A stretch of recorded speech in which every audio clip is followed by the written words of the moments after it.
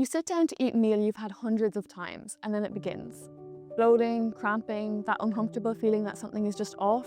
If that sounds familiar, you could be one of the 1 in 8 people that struggle with irritable bowel syndrome, IBS.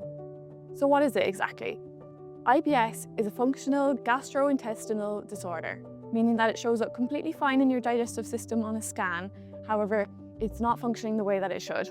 That's why IBS is so different to other digestive diseases and so hard to find results. Because IBS is diagnosed off of symptoms and not test results, it can feel like a long road. Internationally recognized guidelines suggest that you typically need recurring abdominal pain at least 1 day a week for 3 months, linked to changes in your bowel habits. IBS comes in 3 main types: IBS-D for diarrhea dominant, IBS-C for constipation dominant, and IBS-M for a mix of both. Women are actually twice as likely to be diagnosed with IBS, and most people experience their first symptoms before the age of 40. Risk factors include a family history of IBS, a recent gut infection, and conditions like anxiety or depression, which lead to something bigger.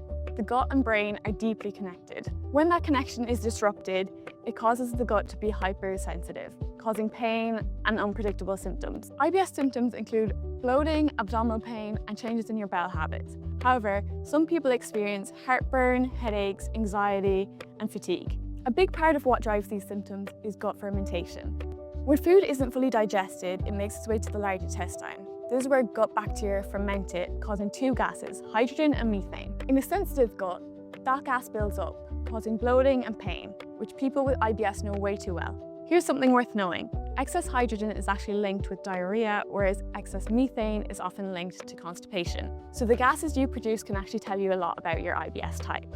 And later in this video, I can tell you exactly how to measure those gases using this little device. These gases travel through your bloodstream and out through your breath. You can actually detect gut fermentation in your breath before you can feel it in your gut. And this is the science that FoodMarble is built on. The FoodMarble device uses the same breath test technology as leading hospitals around the world, but from the comfort of your own home. Breathe into it after eating a meal and you'll see your gut fermentation levels in real time. Log these breaths alongside your meals, symptoms, stress, and sleep, and over time you'll see a bigger picture on what's causing the fermentation in your gut. In fact, a recent study in collaboration with Harvard showed that most users felt better within a week. To go even deeper, the Food Intolerance Kit allows you to test your own personal tolerance to the 4 main FODMAPs. FODMAPs are fermented carbs that are seen in everyday food, such as onions, garlic, apples, wheat, dairy, that people with IBS struggle to absorb. The kit works by having you consume a small sachet of each FODMAP. After that, you take recurring breath tests throughout the day to see how your gut reacts to that individual FODMAP. Here's something our data has shown us. Most people come to us convinced that lactose is their problem. However, time and again, we've seen that sorbitol has come out with the highest positivity rate among our users. That's the sugar found in stone fruits, some berries, and sugar-free products. So that's proof that what you think is causing your symptoms and what's actually going on inside your gut can be completely different, and why testing is so important.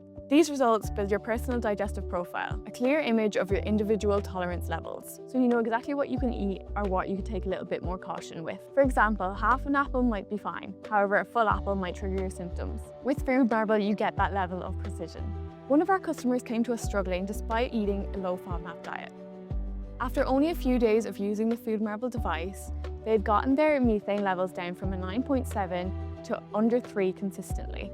Now they're experimenting with a wide range of foods, using exercise to support their gut, and living with what they say maximum freedom. Living with IBS is tough, but you don't have to keep guessing. Understanding your gut is the first step you can take to feeling better. FoodMarble helps you get that understanding. Not a one-size-fits-all elimination diet, but personal insights for your gut. If you have questions about IBS, FODMAPs, or how FoodMarble works, drop them in the comments below. Our team reads every single one of them.